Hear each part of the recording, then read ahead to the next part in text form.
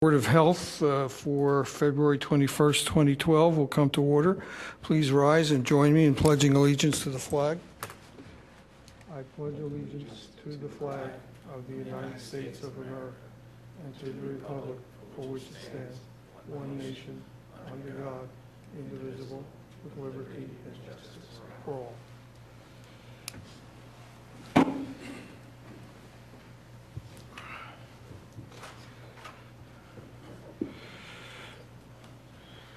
Okay, I was just about to announce that in Ms. Lee's absence, Amy Wushner had volunteered to take the minutes, but Ms. Lee is here now, so welcome, Ms. Lee. The minutes of the January 17th meeting were distributed with our packets, and I will entertain a motion to approve the minutes as submitted. Is there a second? I'll second it. Second. The motion has been made and seconded. Any comments regarding the minutes, additions, deletions, corrections? Hearing none, all in favor of approving the minutes as submitted, say aye. Any contraries? None. The minutes are approved as submitted. As I've indicated, we do have a tight agenda and a tight timeline. We have to, due to a following on meeting, we have to vacate this room by 6 o'clock so that the people coming in for their meeting can take over. So I'm going to move some things around with your permission. And also because Dr. George Avedian, the Senior Medical Advisor to the Delaware County Council, is here tonight, and he does have another meeting to get to in another part of Delaware County. I have promised Dr. Avedian that he could be first on our agenda. And so without any further ado, let me introduce a man who needs no introduction, Dr. George Avedian. Thank you, Herb. You're very generous. The Health Advisory Board had its first meeting of 2012 on January 17 in the Government Center building in Media. I didn't change the slide, so I'm not disoriented to place or time, but it was a very brief meeting because we had a meeting the month prior, and it was a public meeting also. Basically, the Health Advisory Board consists of representation from the hospitals, the medical community, as well as County Council. The Advisory Board meets 6 times per year, and it's been decided that 2 of those meetings will be public meetings. The first public meeting of 2011, Chairman Hazen was there, and that was when I was introduced to the community, and I appreciate your support at that meeting. The second public meeting was in December, and that was quite a lengthy meeting, and unfortunately we learned a lesson. Don't schedule meetings in December, and make sure you give plenty of advance notice. So for that reason, we had back-to-back public meetings, and we did one in January. And what we did is we gave some status updates, and I'm just going to review what we did there. We had a CDC capacity building grant that we applied for over the summer, and it was a collaborative effort from members of the medical community, the Department of Intercommunity Health, and it was a $500,000 grant annually for 5 years, so $2.5 million. We were quite successful, put together a beautiful grant, and we were approved. It was one of these good news, bad news scenarios. We were approved, but there was not funding. So they threw us on a back burner, and we just sit there and wait, and if funding becomes available, it may trickle down our way. The second was the Innovation Advisors Program. It was a grant application that I put in for, and it was with the Center for Medicare and Medicaid Innovation. Again, this one was acted upon favorably, but they're going to be trickling in participants. The ironic thing is I wasn't in the first group of 50 invited, but they did invite me to critique and review the applications. Social media. Historically, the county provided information through traditional methods, and we use, to this day, print media, we use the internet, we have a website. But one of our goals was to reach out to the younger members of our community. And really the best way to do that, we found, is through Facebook and Twitter. So we established a Facebook and Twitter account, and probably about 2 postings a week that I'm putting on there, and try to put things that are pertinent. So around the New Year's holiday, advising, not to overindulge and be careful with driving. We were talking about the Norwalk agent, norovirus. A couple weeks back, I put a little posting on norovirus. This month is February's Heart Month, and we had a little piece on heart health, put some cancer prevention tips and so on. So again, we're using social media to reach out to the younger generation, but we're still using the internet and the traditional means of communication for the older generation. Recently did a Comcast Newsmakers piece that should be on the air now. The Strategic National Stockpile Program. I participated in the 2011 pod exercise at Beverly Hills Middle School. We were scored on the SNS program, and our TAR score was a perfect 100, and none of that credit goes to me. That's all Maureen Hennessy Herman at the Department of Intercommunity Health. She really put a lot of time and effort into that. Flu shot clinics. We're big on immunizations, and this past several months, I participated in 4 clinics. 3 of them were collaborative with the Pennsylvania Department of Health, and one was sponsored by the Delaware County Council. It was held in the Government Center building. A total of 1,300 doses were administered throughout these 4 clinics. The good thing is that in addition to the vaccine that was administered, it was an educational process where we handed out literature on immunizations in addition to the influenza. There was other healthy items that were presented, hand washing and hygiene and so on. Each of the flu clinics, we had asked the participants to bring in non-perishable food items that we would then donate to the food pantries in Delaware County.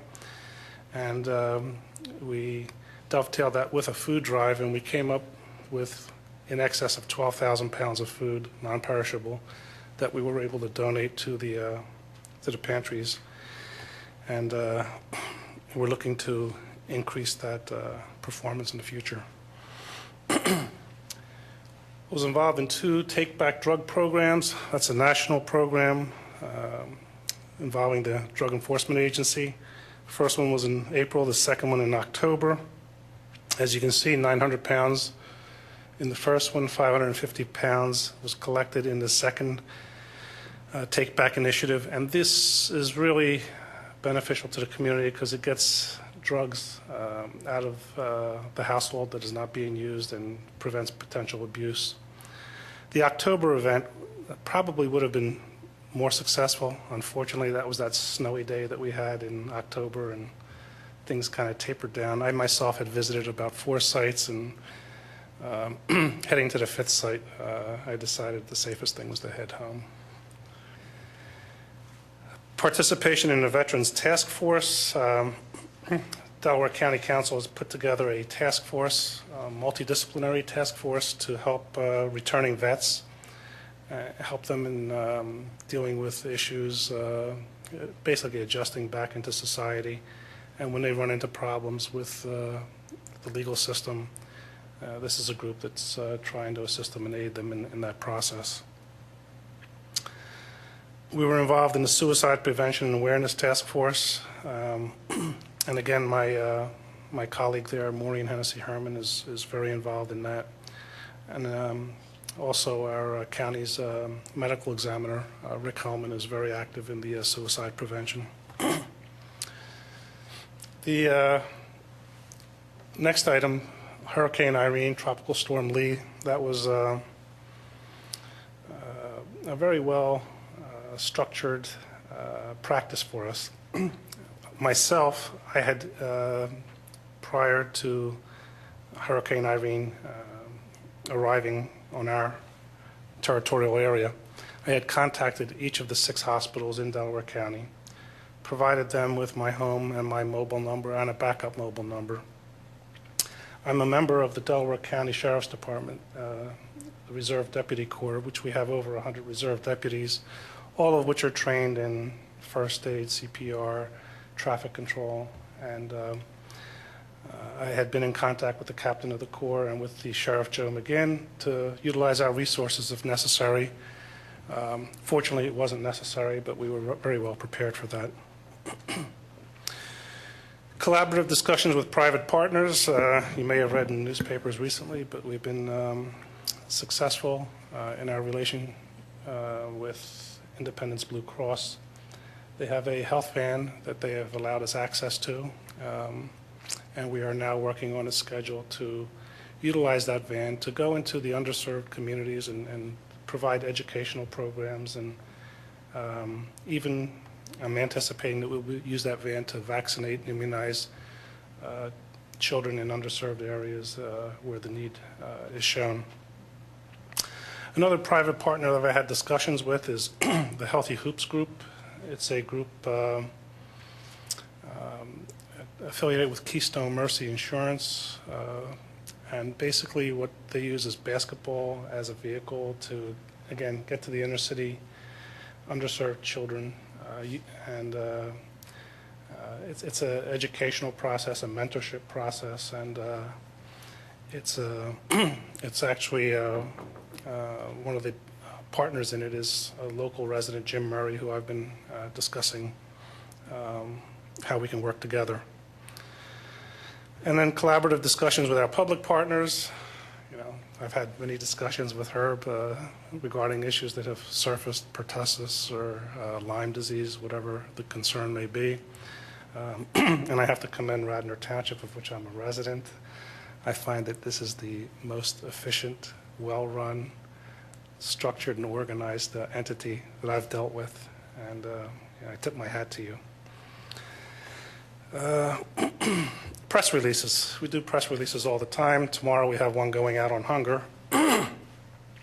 But we've had press releases on the immunization schedule over the past summer, where the 11 and 12-year-olds were encouraged to go in and get their Tdaps.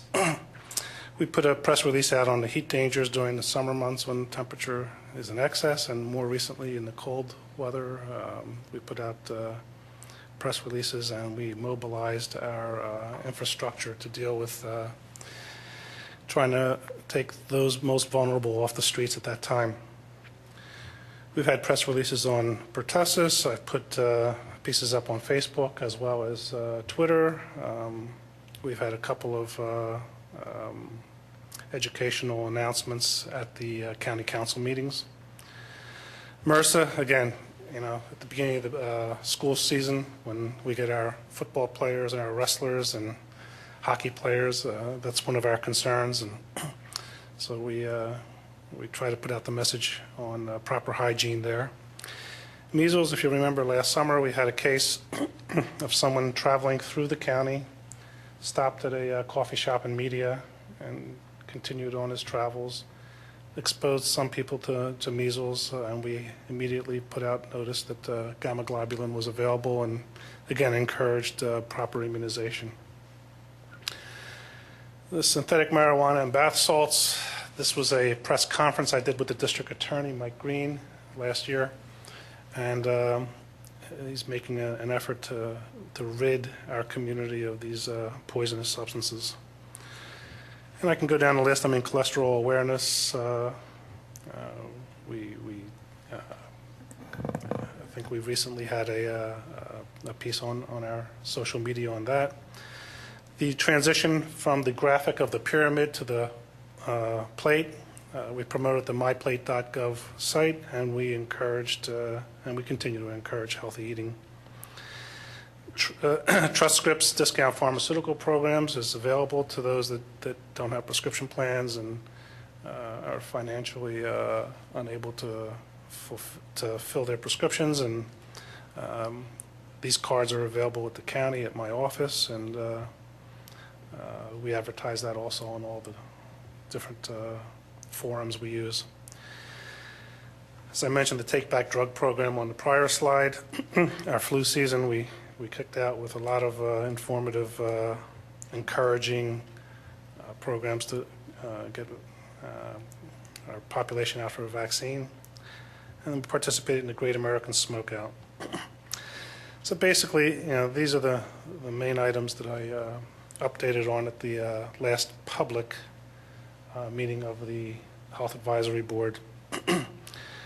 As you're aware, the Hopkins study that the county had commissioned had 4 recommendations. First recommendation was in leadership, and that was when they began the interviewing process and hired me for the role of senior medical advisor. The second recommendation was in communication, coordination, and collaboration of the existing infrastructure. And the third recommendation ties into that, was to strengthen the infrastructure and to look for additional resources and funding sources and so on. Final recommendation was to set up an oversight and evaluation committee, task group, and County Council had hired a consultant when we put together the timeline and the implementation plan, and we are on schedule with all of the items that were on that implementation plan that was presented to the community on April the 24th of last year. I thank you for inviting me. Again, I appreciate the interaction I've had with your board, and I look forward to future interaction. As do we, and thank you for coming. I don't want to make you drive too quickly to your next meeting, so let me just quickly ask if there are any questions that anyone up here has for Dr. Avedian. Sure. Amy Wishner. First, I just want to thank you for everything you're doing. I know this isn't even your full-time job, and you're obviously doing, well beyond what you're being financially compensated for as community service, so thank you. And secondly, I wanted to, I think your compliment about how well-run things are goes to Larry Teltone, so, thank you for that. And that really, I know he has a tremendous impact on that, as well as John Fisher and the commissioners. So I had a couple questions. One is, given that these grants weren't funded, have you identified things that we can go ahead and do without funding in terms of priority areas that have come up for you in the work you've been doing? We have, and we continue on. As I said, we're going after some of the private partners to see if they could assist us in the process. The two that I mentioned,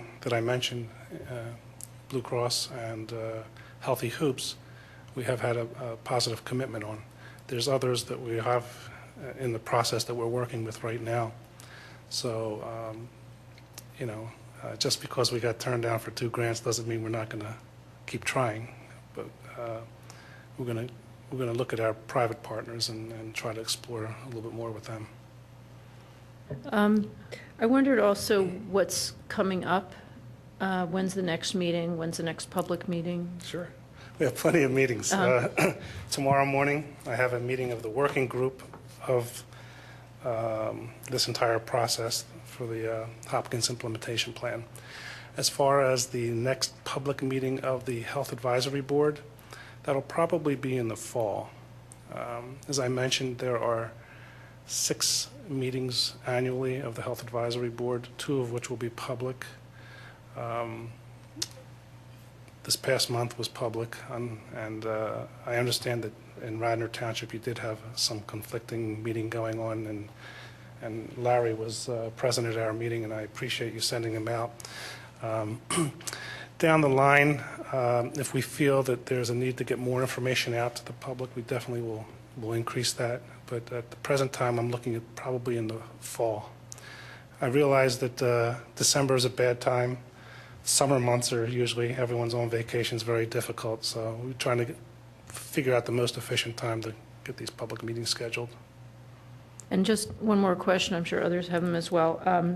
In terms of regional collaboration, have you met with, or do you have, a relationship with the health commissioners of, Yes. Delaware, Montgomery, Chester, Bucks, Philadelphia counties, or how is that working, since you're not a full-time health commissioner and, you don't have a full-time staff of people, so. Sure.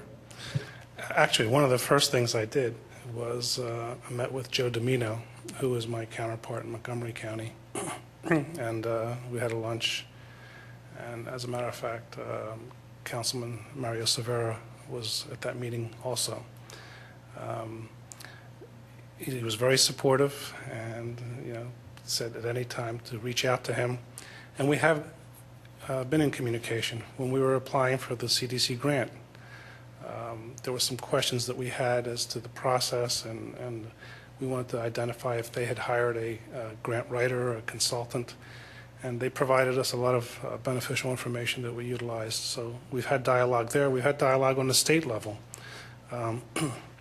Brent Dennis, who was our regional representative from the Pennsylvania Department of Health, who unfortunately just left a few days ago, I've been in dialogue with him from day one, as well as the representatives in the Chester office.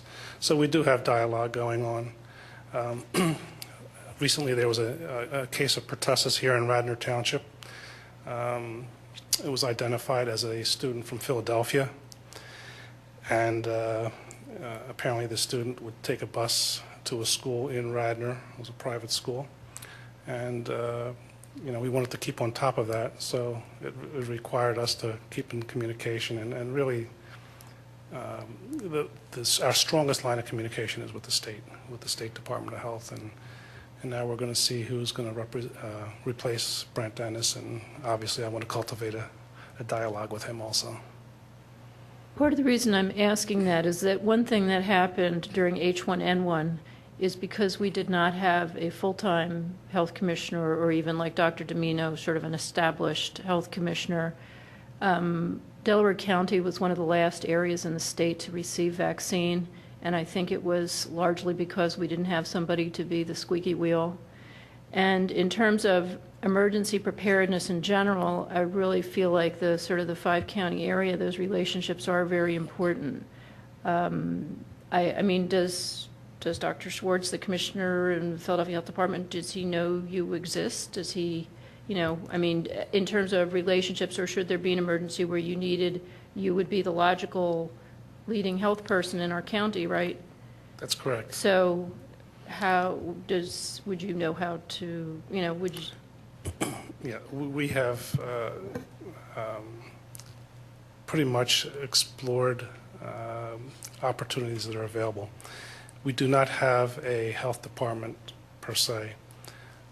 Hopkins basically said that, we have the infrastructure in place with certain needs to augment the services that we can provide.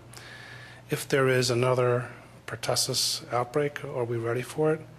I'd like to say yes. We've studied the situation that occurred a few years ago. We know our weaknesses. We know our strengths. Squeaky wheel, yeah, I can squeak real loud. We're in the process right now of trying to set up a meeting with Dr. Avila, and I'm doing that again through our Councilman Severa, who I'm having lunch with tomorrow to discuss that. So, we are cultivating relationships, I think that this recent SNS, the point of distribution program that we had in Beverly Hills Middle School was very efficiently, very effectively run. After we performed the exercise, there was a thorough evaluation of what went on at that pod exercise. And, these are things that we will use in the future. Are there any other questions for Dr. Avidian? I'd like to thank you once again. This is your second appearance here, and I'd just like to express my appreciation for your taking the time, especially on a busy evening for you. And if there is any way at all in the future that we can help you with any of the projects that you're undertaking, please, you know how to contact me, and I can work with others here to help in any way we can. You mentioned Dr. Avila, the Secretary of Health for the Commonwealth of Pennsylvania. Dr. Avila will be in Philadelphia on March 28th at a meeting at the College of Physicians. So if you don't run into him individually before then, perhaps you can collar him at that point, at that meeting. I'm sure others will want to be collaring him also. Yeah. But I'll run and interference for you. Some of the dialogue that we've had, which I would like to carry throughout the county, and with Dr. Foreman also with this Lyme disease initiative. And we have a veterinarian on your board and physicians, and this is a good collaborative effort to educate our community, and this is a concern. West Nile is a concern, rabies is a concern. I've been following some of your prior meetings on feral cat issues, and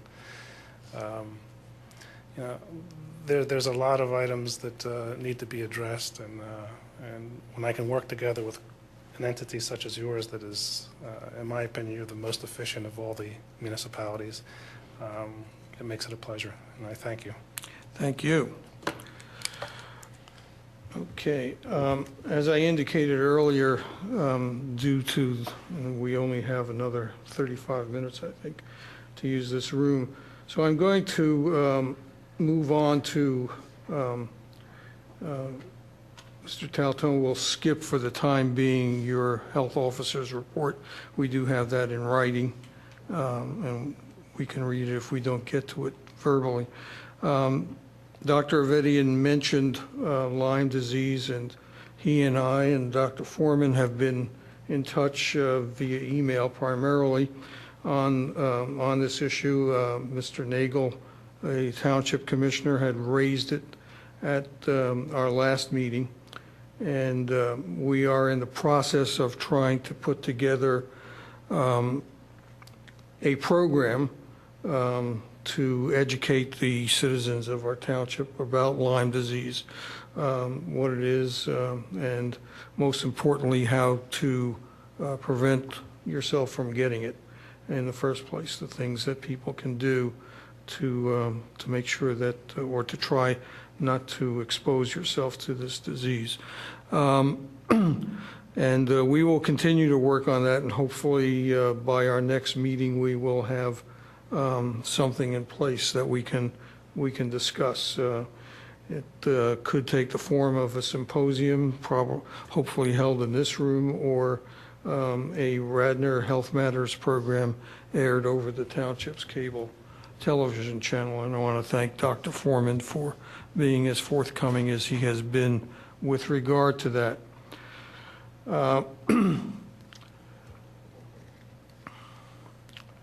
At this point, I'd like to ask Dr. Leader to update us on the teen health issues matter. Actually, I'm going to turn it right over to Alexa Lee, who has the best update, actually. So, okay. I guess it's secure. Yeah. So I went to Kinko's yesterday and got an estimate for one poster, like the price of one, and they said it was about $20. And if we're gonna make a lot of posters, I think that's pretty expensive. So, but I had an idea of actually just buying some large paper online and then taking it to like my church copy machine and then printing it out from there, like making one poster and then printing it. But Dr. Leader said that she had done some previous posters and had some estimates that were not that expensive. So, I mean, I don't know. Yeah, so I went into work today and I pulled out some of my estimates, and I work with some just little printing shops that are in Center City, and then I also called a printer that I had used before who was in, used to be in Devon and moved out to Westchester. And if we do, it's based on quantity for the most part, so if we can get to 100 and we want 100, if we were to do about a 13 by 18 or so, if we did 100, it would be about $1.75 a poster. And then as you do more, it gets cheaper and cheaper and cheaper. But I imagine we wouldn't want more than maybe 100 or so. So I called the second place, and they were more expensive. The one had moved to Westchester. So I think we could probably do it for $1.50 to $2 a poster if we get to a quantity of about 100. Okay, now, Kevin Kane, the Radnor Township School District liaison to this board, was unable to be with us this evening. And what I had wanted to do, and we will still do, is Alexa and Amy, if you could put together maybe a one-pager which sort of summarizes what we want to produce in the form of a poster and a budget for that based on 2 or 3 of the least expensive prices. I'm particularly concerned that we turn this over in some fashion to the Radnor Township School District because they have access to a source of funds that we may not have, and that is the Radnor Education Foundation, which provides funding for projects just like this to the Radnor Township School District. And I'm really very hopeful that we can go to that source of funding and get the money we need to put this into place. So, but the first step would be to get something that we could put in Mr. Kane's hands, and working through him, meet with Joy Antonopoulos, the executive director of the Radnor Education Foundation, and try to get the funding in that way rather than raid the township's budget. I also brought the what they were trying to do to my local nurse practitioner group, which has some monies available for community projects. And they asked that if you could put a proposal together similar to what is being asked by Herb, that if we could, again, just put together some sort of project. I understand, the education funding, but if we wanted to look at an alternate source that maybe that if you just wanted to put together a small proposal, that I could bring it to our next meeting, which would be in March, as far as the cost, the purpose and the cost, because we haven't, as far as the community that, of what we want to, what we're reaching out to do, that might be another source of monies that might be available to us. That's great, and I would suggest that we probably proceed on 2 parallel tracks at once. One of the sub-goals here is to get the school district to take leadership on this issue. And so that's what suggested the Radnor Education Foundation to me. Anything else on this subject? Okay. Let's see. I think she was going to Oh. show us Yeah, the... I have a prototype made. If you guys want to see it. Okay. It's still on my computer, but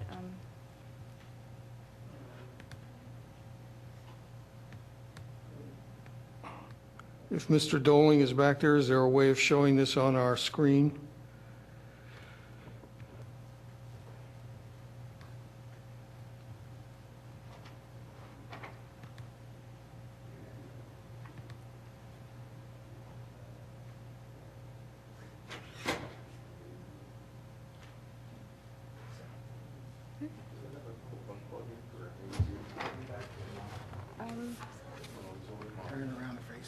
actually don't know.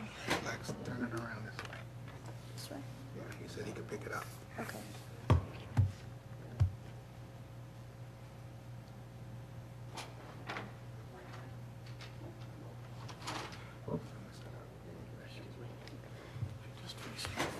That camera right there.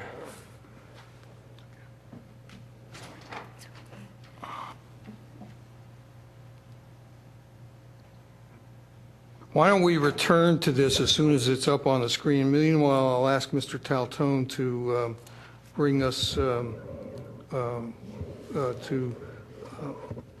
address the issue of the request to home quarantine a cat with wound of unknown origin. Yes, thank you, Mr. Chairman. To the board, I wanted to introduce you to the Keeleys. The Keeleys live at 114 Garrett Avenue. They have a cat that has suffered a wound of unknown origin, and I have explained to them and had them sign a letter of request to this board. I went and visited the property, looked at the location on Friday. There was a couple of issues that needed to be corrected. Over the weekend, they did so. I went back on Monday, and I found the conditions to be acceptable to meet the requirements of home quarantine, and I do recommend that they be able to do so.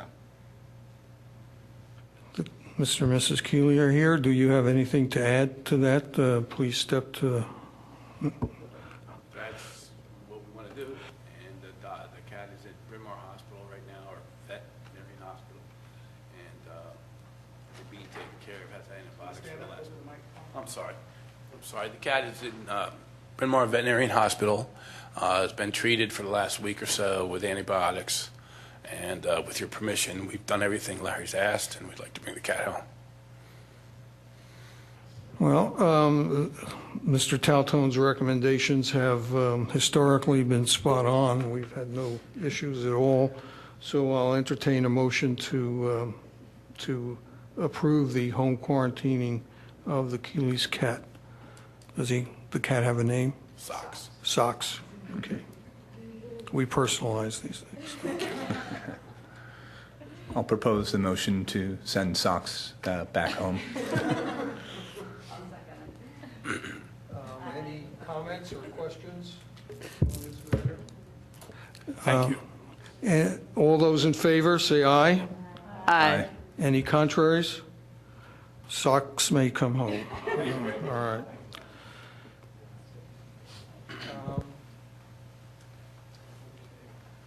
If we do not get that set up, we can look at the prototype at the end of the meeting.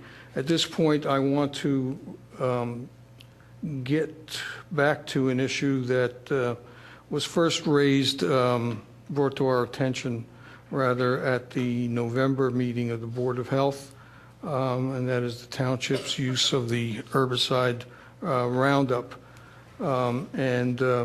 This was again brought to our attention at the January meeting, and Commissioner Nagel, who is one of the Board of Commissioners liaisons to the Board of Health, asked this board, as well as the Environmental Advisory Council and the Board of Parks and Recreation, to look into this. I want to do a couple of things so that we proceed. First, let me distribute this. Larry, if you could come here and make sure that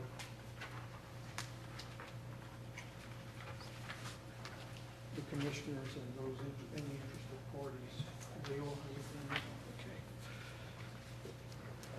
I have a few more here if you need them. I've developed a draft of a resolution to frame our discussion. I'm going to read the draft and then ask, and I will move that the draft be approved, and I'll ask for a second.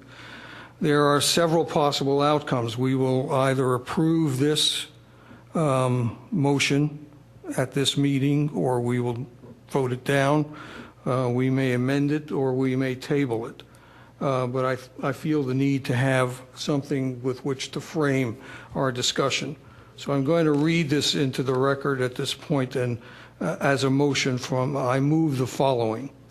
Whereas health concerns have been expressed by Radnor Township citizens concerning the township's use of the herbicide Roundup, active ingredient glyphosate, in public places, and whereas a member of the Radnor Township Board of Commissioners has asked the Board of Health to review this matter and to inform the Board of Commissioners regarding the possible health effects of the herbicide Roundup, glyphosate, and the continued use thereof.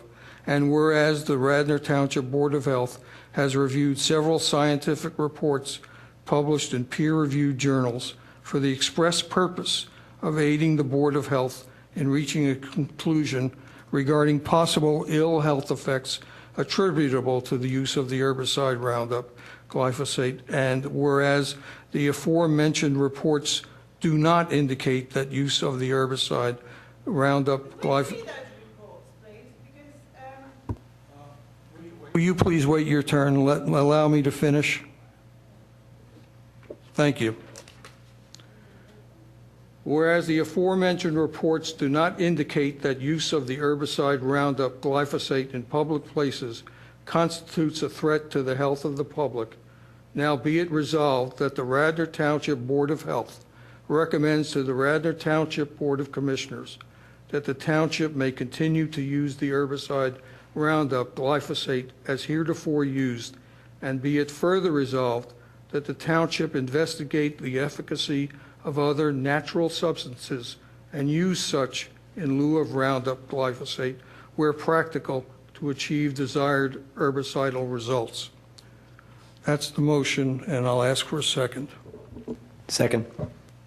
Thank you. The motion has been made and seconded, and we will now open it to discussion, following which there will be public comment, an opportunity for public comment. You can ask whatever questions you have. Dr. David Humphrey was unable to be with us this evening due to a last-minute change in schedule. He did ask me to have place on the record his views, and so I'm going to take a minute to read that. And this is a quote from Dr. Humphrey's email. I reviewed the articles and the positions of the various government regulatory agencies, including the Environmental Protection Agency, on glyphosate and Roundup. Especially valuable was the extensive review article by Williams et al. Published in 2000 in Regulatory Toxicology and Pharmacology, a peer-reviewed journal. The article points out that government regulatory agencies in several countries, international organizations, and other scientific institutions and experts have reviewed the available scientific data and independently judged the safety of glyphosate and Roundup. This review concluded that, under present and expected conditions of new use, there is no potential for Roundup herbicide to pose a health risk to humans. I am in total agreement with Dr. Donato that the websites provided by those who oppose use of Roundup are not science-based. In addition, I agree that when weeds and invasive vines get out of control, as they have in some parts of our community, they harbor disease-carrying vermin, and I include deer. I also support the attempt to control weeds with natural substances, such as vinegar, if they work. However, some large invasive plants are only amenable to herbicides. In the township's health officer monthly reports, we on the Board of Health occasionally hear of dispute resolution between neighbors over weeds. This is because the township has a weed ordinance, and as noted above, weeds can be a health issue. On the township's website can be found the following. Quote, in accordance with Radnor Township Code, Chapter 222, Section 302.4, stating that, quote, all premises and exterior property shall be maintained free from weeds or plant growth in excess of 12 inches. All noxious weeds shall be prohibited. Weeds shall be defined as all grasses, annual plants, and vegetation, other than trees or shrubs, provided, however, this term shall not include cultivated flowers and gardens. Both increasing the public awareness of the weed ordinance code and its enforcement would go a long way in reducing noxious weeds and disease prevention. However, enforcement should apply not only to private residences, but also to commercial and institutional property, and yes, the township's property, especially its parks. And as I indicated, that was a statement from Dr. David Humphrey, who could not be with us. At this point, I'll open the floor to my colleagues on the Board of Health for comment. Just thank Dr. Humphrey for providing us with these articles, because it's a 49-page article on the safety and evaluation of the risk assessment of herbicide Roundup, which was excellent. It looks like about 30 or 40 different studies were quoted in this article. Exposures included ingestion of glyphosate, as well as dermal contact with the chemical, and conclusions were based upon Health Canada, the EPA in the United States of America, the World Health Organization. In addition, he provided us with the European Commission, also their health report on the product. And honestly, prior to Dr. Humphrey providing us with this information, I had not read the sheer volume of studies that have been done on this product, and it's been used for many years and has been reevaluated a number of times in these articles. And it's heartening to see that this chemical has been studied not only by the company that's produced it in many cases, that's a questionable studies, but also by government independent bodies to make sure that this is safe for humans and animals alike. From what this article states and what the number of studies that are quoted in here, I really can find nothing in these articles that makes me uneasy about giving my approval to your draft proposal. Anyone else on this side of the aisle? Anyone down? We are blessed this evening by having two members of the Board of Commissioners with us, Mr. John Fisher and Mr. John Nagel. In particular, Mr. Nagel, you were the one who charged us with coming up with something, so I'll ask at this time if you have any comments. No, actually, I'm looking forward to getting the recommendations from you folks and from the other two boards that I mentioned. As I'm sure most of you know, I was on Parks and Rec and led the charge to do away with the use of artificial pesticides, herbicides, and whatnot on our public parks, and went to the natural program we've been using for 15 years. Radnor was a real leader in that. Talia, as I explained to you, there are two separate issues. There's the personal use issue, whether you choose on your own property to use it, and then there's the township's use, in which there are other considerations, including the monetary consideration. And so that's the kind of input. That's why I asked Parks Board to work with Public Works to understand that side of it. I would just like to comment, it's not about the Roundup, but it's about the ordinance and the fact that the township is very active with different parks, and that I've I participated in some of the cleanup of the parks, and that there's a number of plants that have been brought into Radnor Township that have grown out of control. They're not indigenous to our area. And one is, I think it's the Rambling Rose, if I'm not mistaken. It's actually where I met John Fisher and his wife. And we go around. Do you remember when we cleaned up that park that one time? And the person who was in charge of that cleanup actually gave a talk and educated us about the importance of cleaning up our parks and our public areas, because these plants that are not indigenous to our area grow out of control, kill plants that are indigenous to our area, and take over. And it's very important. Now, we cut as much as we could. We did not use anything unless we had to. And when we had to, unfortunately, I don't know what we used because I was a slasher and I just cut things so, that had overgrown. So we did this early in the spring so new things could grow. And I was, directed by the person from, I believe it was Park and Recs, and so new growth could happen. But there's a lot of things that are overgrowing. There are, weeds, and there's plants that just have brought in by people who are well-intentioned, but have overgrown in our township. Okay, and Dr. Yeah, I just wanted to make a comment back about the Roundup and the cost effectiveness.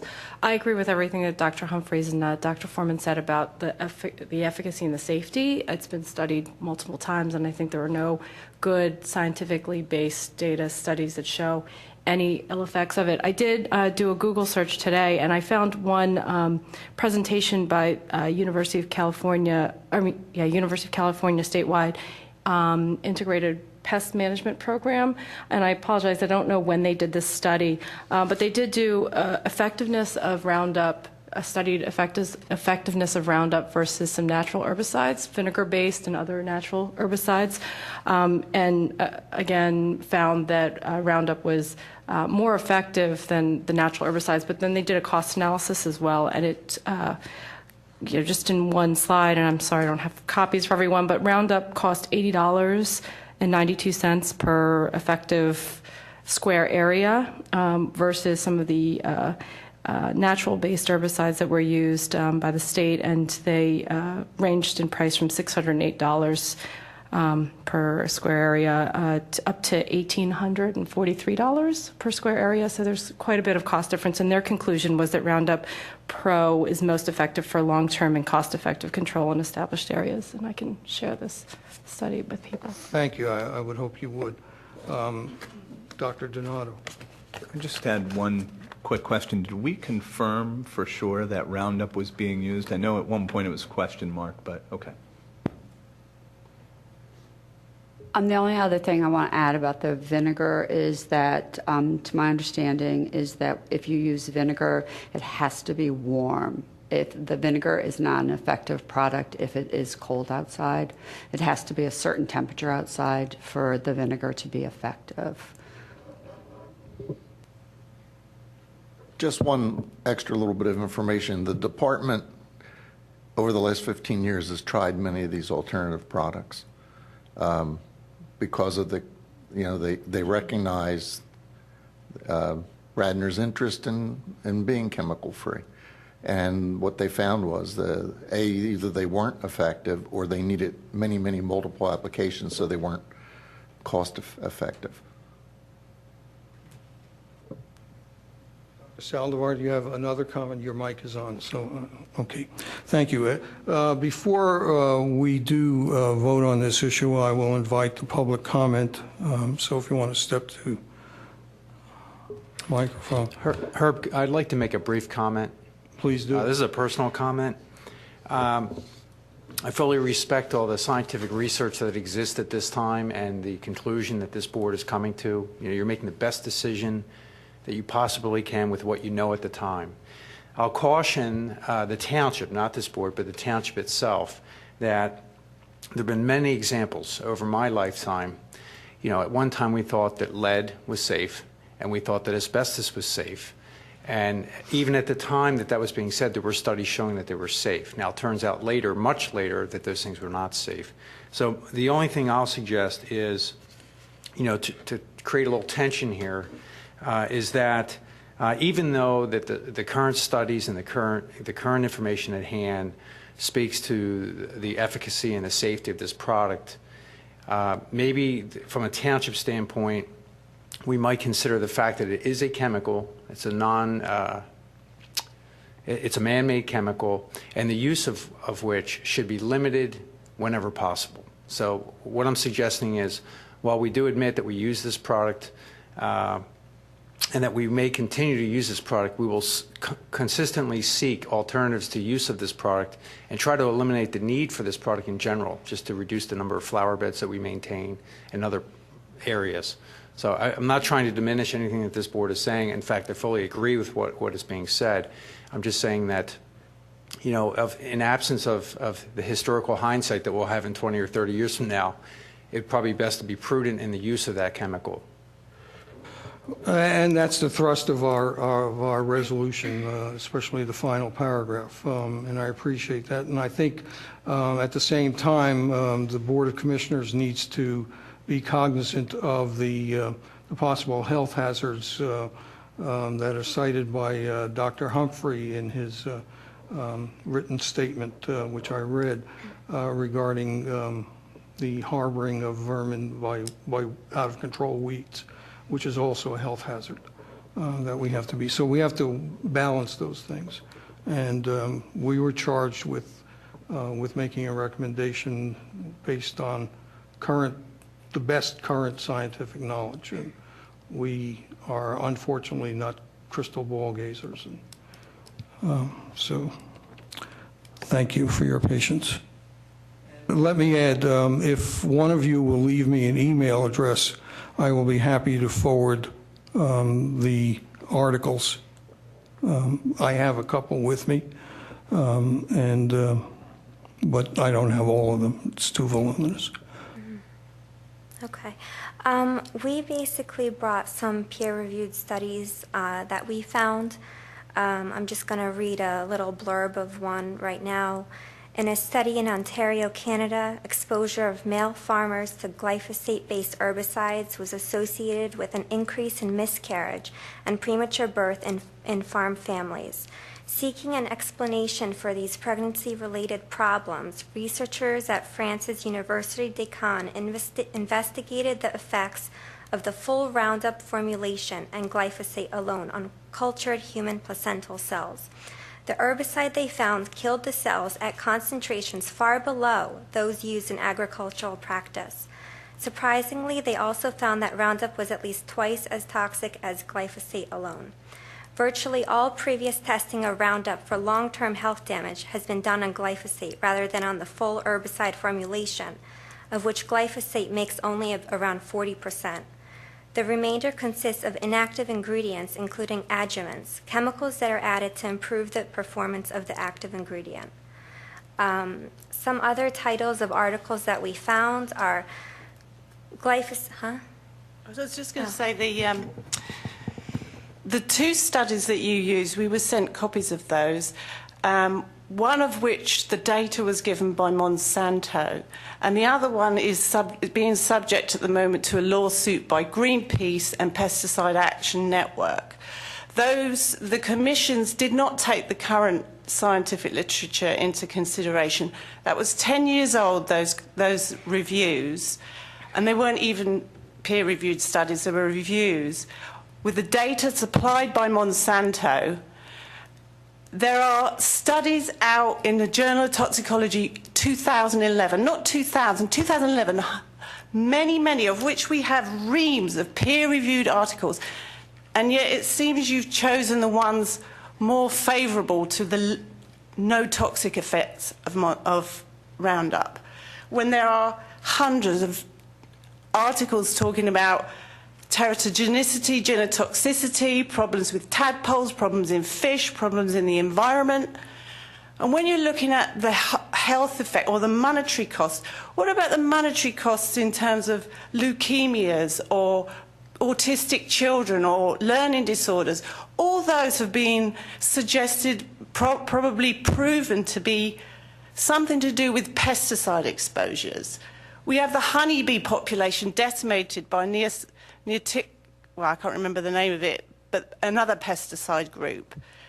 And as this gentleman said about looking back, what we don't know now in the future, I mean, there's enough evidence to suggest Roundup is very toxic. And if you've ever heard of the term tobacco science, if you rely on studies that are given to people by the company that profits from the sale of the product, I mean, that's not science. Okay. I'm sorry, that's I have loads of, I mean, I I can If you, bankrupt myself with if you printing have stuff out. a list of articles that you can leave with us, we'll be happy to take those into consideration. Again, I want to remind everyone that the draft of the resolution was for the purpose of framing our discussion, and it by no means should be viewed as prejudicing the outcome of the discussion. But we need to have something to start the ball rolling. And it is now a few minutes after 6, and we do have to vacate this room. So I'm going to ask for a motion to table the resolution until the March meeting. Do you have another? Hi, I'm Maya Van Rossum. I'm the Delaware Riverkeeper. I also happen to be a resident of Radnor Township, and so I'm representing myself and all my members that live in the township. I have a whole lot to say about this issue. You have not provided a fair and appropriate opportunity for the public to comment. You've reviewed a very limited subset of information. We're not aware of what you reviewed, nor can we therefore counter it or provide additional information or challenge it.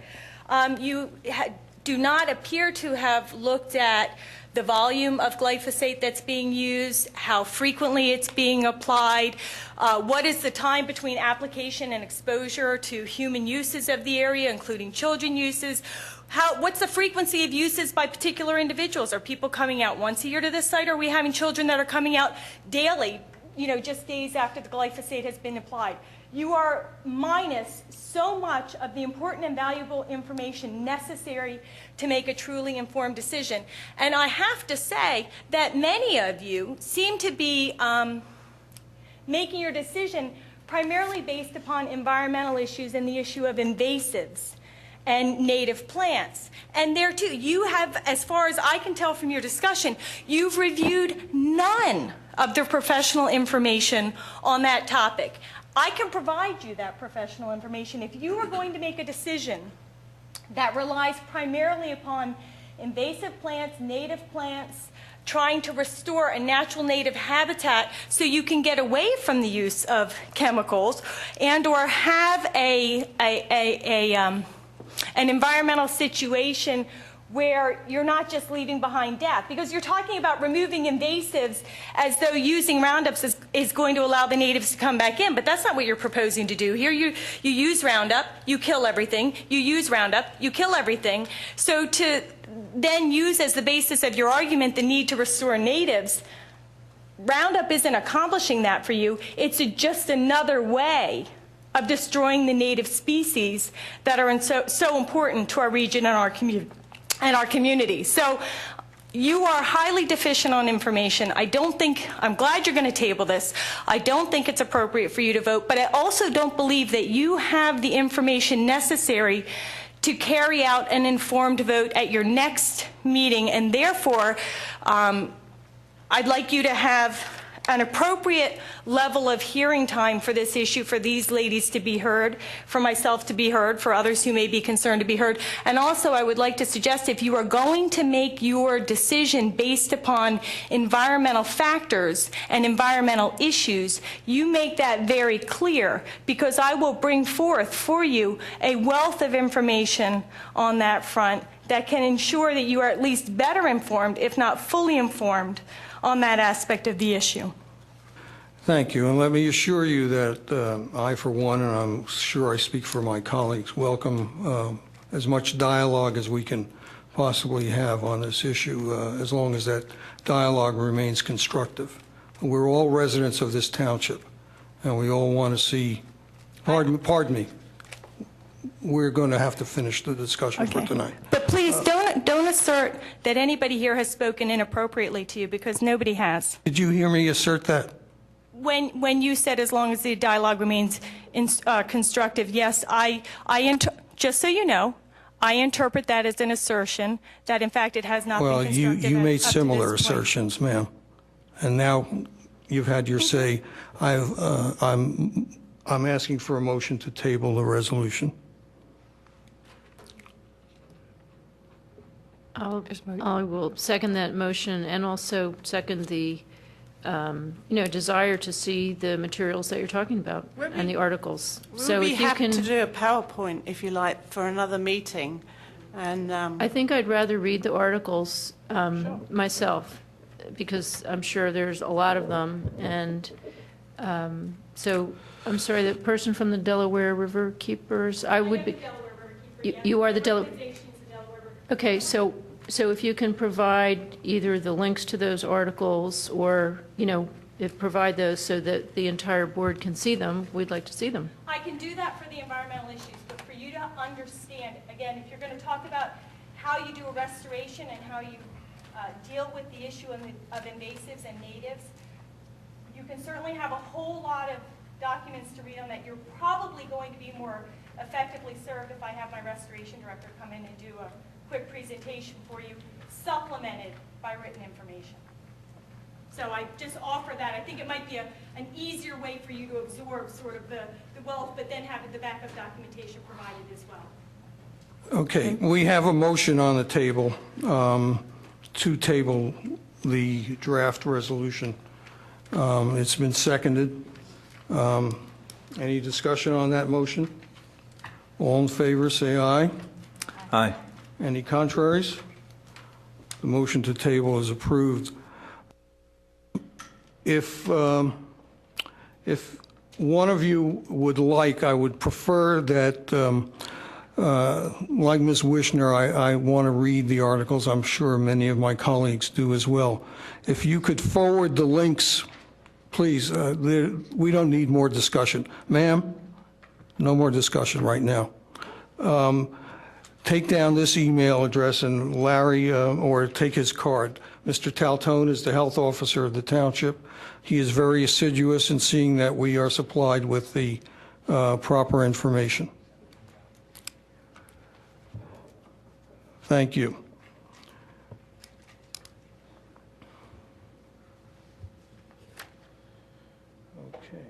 Okay. I don't believe we have any other business at this particular time, so I'll entertain a motion to adjourn. Motion to adjourn. Any second? Second? Anybody not in favor of that? The meeting is adjourned.